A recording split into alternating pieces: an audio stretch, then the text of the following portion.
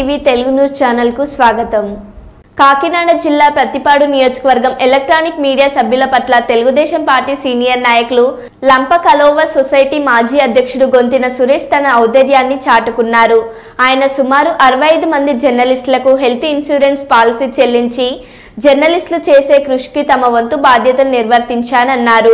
ప్రజల యొక్క సమస్యలను లేవనెత్తి పరిష్కారం చేసే దిశగా కృషి చేస్తూ నిత్యం ఎంతో ఒత్తిడి జీవితం అనుభవిస్తున్నారని, ఇటువంటి జర్నలిస్టులను కాపాడుకోవడం మనందరి బాధ్యత అని తెలియజేస్తూ ప్రజా సమస్యలను, పాలకుల తప్పులను ఎత్తి చూపి సమాజ అభ్యుదయానికి వీరు చేసే కృషి అభినందనీయమని తెలిపారు.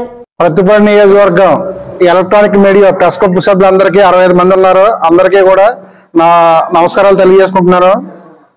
మీరు ప్రజల యొక్క సమస్యల మీద అన్నిత్యం 2 వీలర్ మీద రోడ్డు మీద తిరుగుతూ ఈ ప్రజలకి ఈ నియోజకవర్గంలో ఉన్న సమస్యలే కాకుండా, సమాచారమే కాకుండా ఈ రాష్ట్రంలో ఉన్న సమాచారం అంతా కూడా ఎప్పుడు అన్నిత్యం కూడా మీరు అందిస్తూ ఉన్నారు. అలాగే ప్రతిపాడు నియోజకవర్గం కూడా భౌగోళికంగా చాలా పెద్ద నియోజకవర్గం.